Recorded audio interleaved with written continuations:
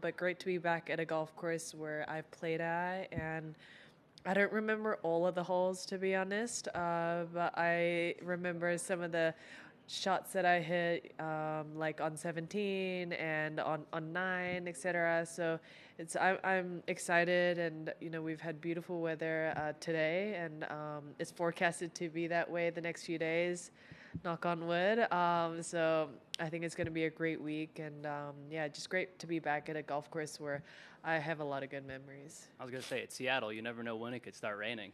I know, let's not jinx anything. But yeah, it's today's been beautiful. I know we could get rain and kind of a gray day and then a day like this. So I think even to just get one day like this, you kind of get to enjoy the scenery and the trees and just being in this part of the country. And it's almost like an oasis of its own here. So I've enjoyed it. It's been really peaceful.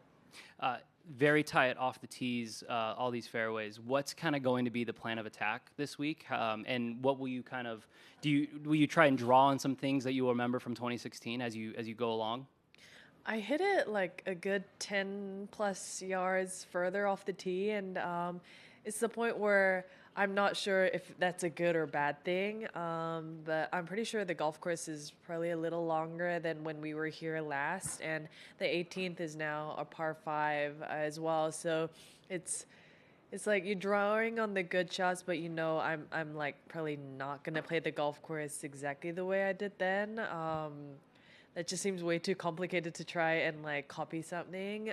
But overall, I feel like I've had a good few days to be able to practice and kind of get a good feel of the golf course. And even though it may be super tight, and I like heard it's like the hallway down here.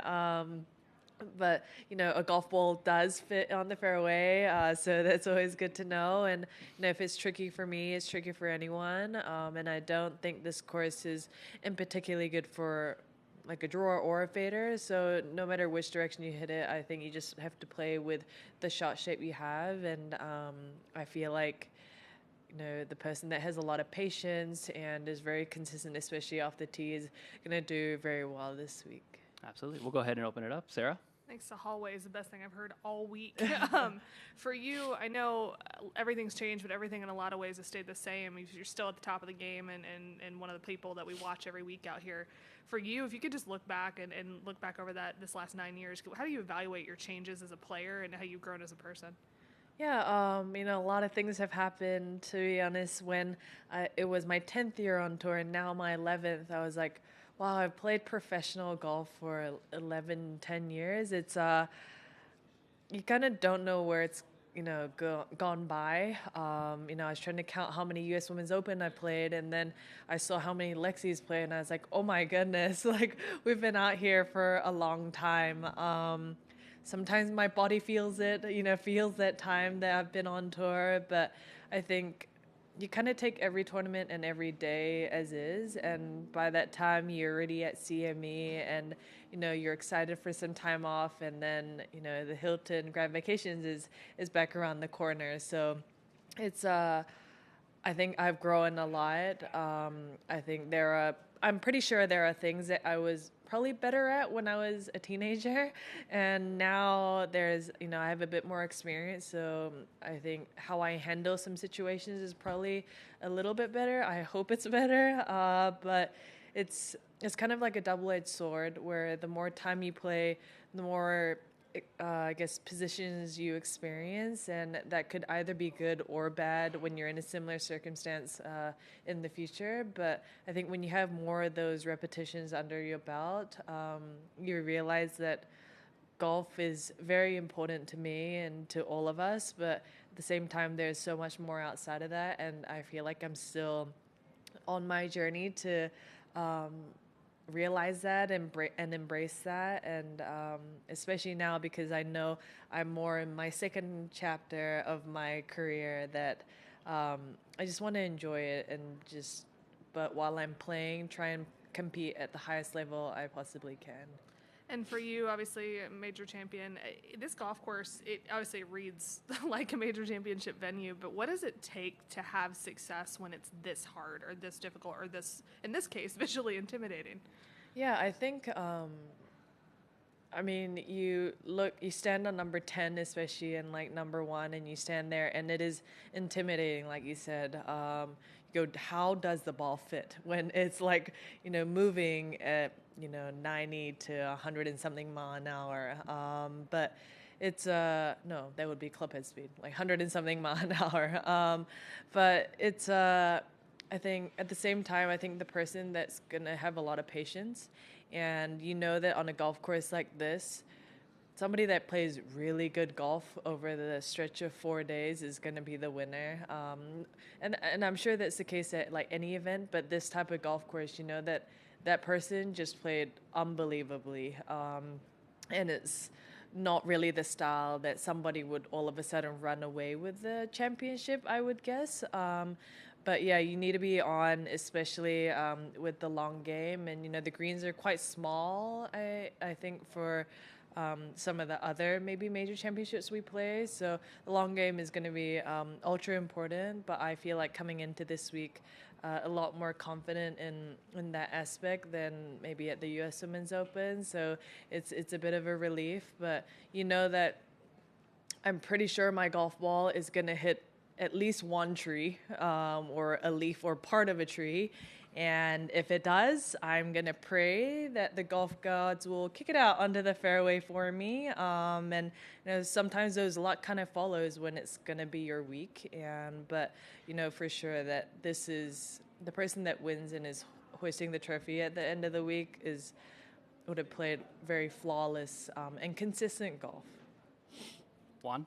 So with all of your experiences in majors, what makes the PGA unique, and what parts of the PGA and that uniqueness do you enjoy, and what parts are a challenge for you? I think ever since the KPMG and the PGA of America kind of onboarded this event after it was like our LPGA championship, we've been able to go to some of these championship golf courses that maybe the ladies have not played in previous years, and including Hazeltine, Congressional, Baltusrol, and all that. And I honestly thought growing up those were courses that I would never be able to play, in competition. And for them to have put, this much effort in taking us to these championship golf courses, and for all of the winners in the past have gone, hey, the women deserve to be here. We can, conquer this golf course. I think it's been an unbelievable experience to kind of go all around the country and play these amazing golf courses. They have definitely kicked my butt, I would say.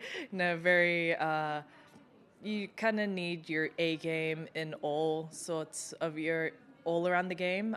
It's not like, oh, you can drive it well, but if your irons aren't that good, like, that's okay. I think with the KPMG Women's PGA Championship, it's at all of these high-level golf courses that you can't, like, obviously one area could be a little bit better, but all around it needs to be, really good for you to contend and be the winner at the end of the week. And I think there is like a distinct kind of feel and look of when you turn up here with a lot of blue signage and everything.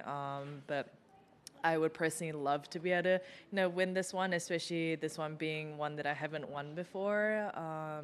And just having played all of these golf courses, I know that if I win, it's kind of a double pat on the back, because I must have played, really, really well. And then we'll wrap over here. And Lydia, you mentioned the 18 being a par 5 now. How different does that hole play as a 5 instead of a 4? And there used to be a big tree in front of 11, too, that's gone now. How different do those couple holes play? Yeah, I think like 11, Brooke hold that crazy long putt for eagle. And, my caddy Paul and I were joking that you could drop like 100 balls and not even get it within 5 feet. And for her to have hold that, wow. Obviously not really great for me at that point in time, but it was just super impressive, even me looking back. I think there were, like, that tree was kind of one of the ones where you were on the fairway and the tree was still penalizing you. So for that to be gone is definitely one less tree to worry about. 18, I personally love par 5 finishing hole. It can be very exciting. Somebody can make an eagle. I don't know what they're planning to do with, moving the tees, etc. But I think that just creates a lot of excitement, and there tends to be a lot of people normally around the 18th, with the hospitality and everything. So it's great that I think as a fan perspective to see a lot of birdies as well. So yeah, I think 18 could be a very big determining factor, especially with it being like a par 3 and a par 5 finish. And yeah, so I personally like the changes. Cool. Awesome. Thank you so much for your time, Lydia. Yeah, thank you. Thank you. Thanks, Liz. Thank you. It's a hallway. It is. Hey, I can't believe nobody else has heard of that. It's a thing. It's definitely yeah, a thing. right? Yeah, Yeah. it's definitely one. I was like, But nobody else. You're the only player that's dropped that in Yeah. the press conference. So even my brain could come up with that.